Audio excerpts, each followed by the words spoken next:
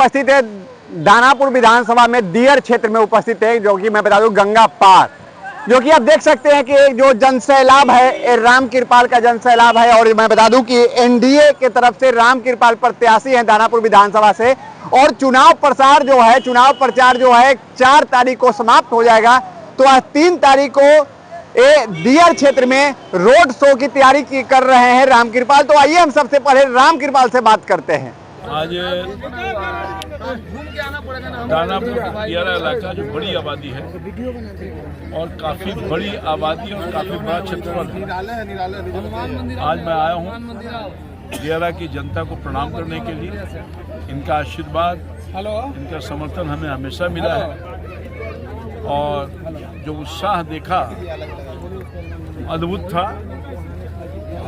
था और उनके उत्साह से लगता है कि सब लोगों का आशीर्वाद मुझे मिलेगा। फिर यहाँ का जो समस्या है मूल रूप से वो समस्या पहले जो था, सड़कों का निर्माण हमने करवाया, सब गवाह है यहाँ से। प्रधानमंत्री ग्रामीण सड़क योजना से मैं सारे अधिकारियों के साथ मिल करके इसका एस्टिमेट बनवाया था और प्रधानमंत्री ग्रामीण सड़क योजना से इसको जुड़वा करके, जहाँ सड़क था ही नहीं, एकदम था ही नहीं, कुछ यहाँ की जनता आपको बताएगी।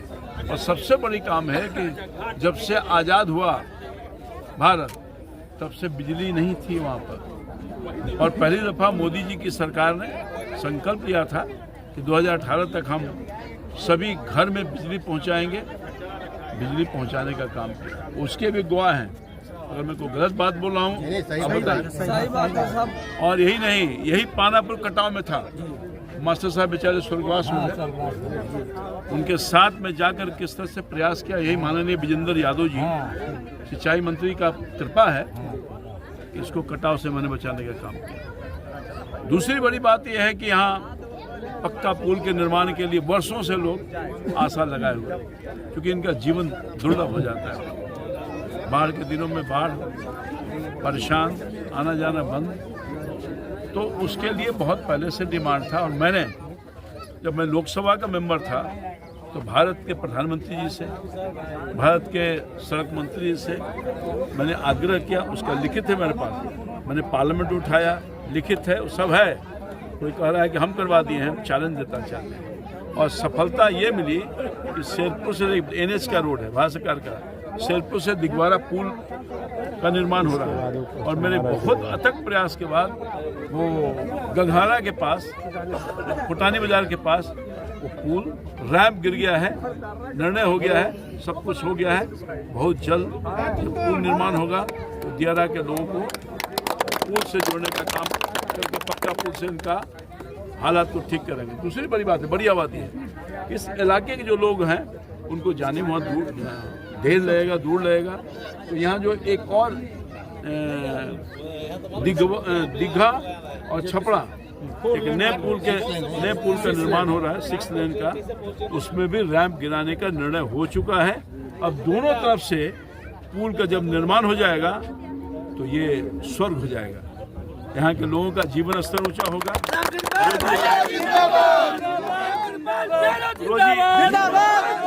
रोजी रोजगार मिलेगा।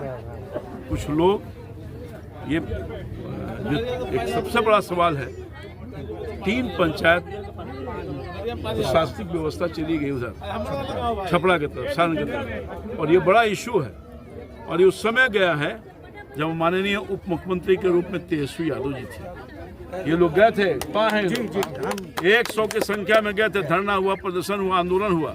मैं तो उस समय प्रयास किया ही, सरकार हमारी नहीं थी, पर उनकी सरकार रहते हुए भी इन लोगों को किस तरह से तिरस्कार सहना पड़ा है, कई लोग गवाह भी होंगे। ये हाँ ठीक बोल, ये जो है हालात है दियारा के विकास के लिए हम हमेशा संघर्ष रहे हैं। दियारा का लोगों ने मुझे अपने दिल में बसाया है और मेरे दिल में है ये।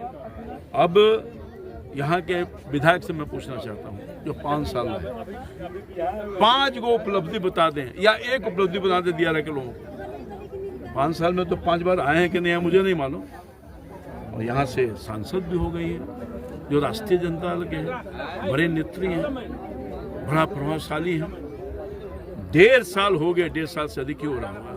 1.5 काम बता दें, और दियारा में एक दिन भी आई होगी तो हम चुनौती देना चाहते हैं। एक आदमी भी बाढ़ आया, सिर्फ मैं आया, हारने के बाद भी मैं, क्योंकि इनकी पीड़ा, इनकी दर्द को मैं समझता हूँ।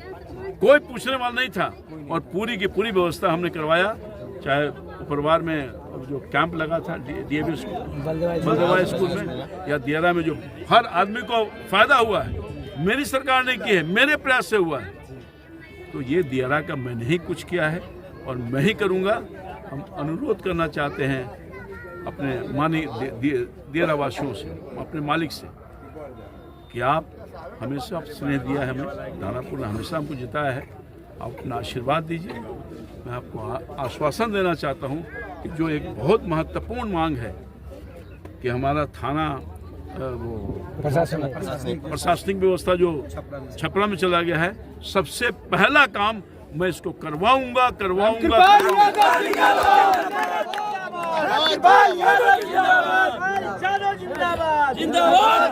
रहे हैं कि फिर से हमको जंगल राज कहते थे, अभी तो महाजंगल राज है, जैसा कि अभी मोकामा का घटना हुआ है, कुछ घटना को लेकर के। घटना दुर्भाग्यपूर्ण है, हम इसको कंडेम करते हैं। अपराधी जो भी होंगे बख्शे नहीं जाएंगे। सरकार ने कुछ कार्रवाई की है और आगे बहुत सख्ती के साथ कार्रवाई होगी। जो लोग इसमें इन्वॉल्व हैं, कभी नहीं सरकार उसको बख्शेगी, क्योंकि सरकार ने किसी को फंसाती है न बचाती है। हम आपके माध्यम से आश्वस्त करना चाहते हैं कि निश्चित तौर पर जो भी पताल में भी होगी उसको निकाल करके कड़ी से कड़ी सजा सरकार देगी। क्या लगता है सर, एनडीए को कितना सीट आने की उम्मीद है?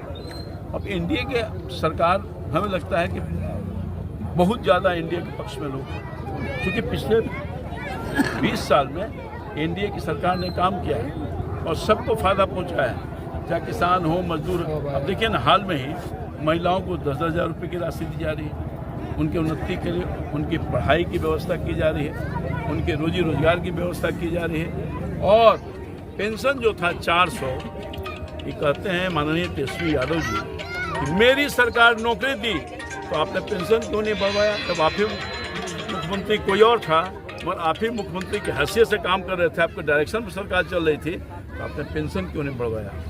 23 महीना उनकी सरकार थी ना, और बिजली फ्री करवा दिया, पूरा का पूरा बिजली फ्री हो गया गरीबों के। केंद्र में आपकी सरकार रही है, केंद्र में आपकी सरकार रही है, आप मंत्री भी रहे हैं। हालांकि एनडीए के घोषणा पत्र में किसानों को 3000 रुपया बढ़ाया गया है कर्पूरी ठाकुर सम्मान निधि योजना के तहत, लेकिन क्या सर ये सही लगता है? किसानों को और ज्यादा मिलना चाहिए। किसानों के लिए राशि तो बढ़ाया गया और हर सुविधा सरकार दे रही है जो किसान तरक्की के शिखर पर ले जाए, क्योंकि हमारी मूल आमदनी का जरिया किसान। कहने का मतलब क्या सम्मानजनक है कि और होना चाहिए, बढ़ना चाहिए सर? पहले तो किसानों को सम्मान। अच्छा, इसके पहले जो कांग्रेस की सरकार है वो पैसा दी थी, कुछ फायदा हुआ था? तो 60 साल में जो नहीं हुआ, मोदी जी ने तो करके दिखाया, किसानों को फायदा पहुंचाने का काम किया। अभी और भी राशि बढ़ाया है, और भी राशि बढ़ेगा। आवश्यकता अनुसार किसानों के हित के लिए ये सरकार प्रतिबद्धता के साथ माननीय मुख्यमंत्री नीतीश कुमार जी और प्रधानमंत्री जी ने काम किया है, और आगे भी इनकी समस्या जो होगी उसके निदान होगा, और ये सशक्त हों, आत्मनिर्भर हों, उसके हर उपाय सरकार करने का काम करेगी। हमारा जो घोषणा पत्र जारी है उसमें आपने देखने का काम चला जाए। तो आपने सुना कि रामकृपाल क्या कह रहे हैं। रामकृपाल अपनी बात को साफ साफ शब्दों में कह रहे हैं, और जो दियारा क्षेत्र की समस्या है उस समस्या को लेकर इन्होंने साफ साफ शब्दों में कह रहे हैं कि अगर हमारी सरकार बनती है, अगर हम दानापुर विधानसभा से जीतकर आते हैं और हमारी सरकार बन जाती है, तो दियर क्षेत्र की जो भी समस्या है उस समस्या को निदान करेंगे। सबसे पहले हमारा यह अधिकार है और यह कर्म रहेगा कि दियारा क्षेत्र को सबसे पहले कष्ट से सुविधा में पहुंचाए। जैसा कि मैंने यहां से बात रखा, रामकृपाल की बात रखा, आप अपनी कमेंट अवश्य करेंगे, लाइक से करना भूले। जय हिंद, जय बिहार।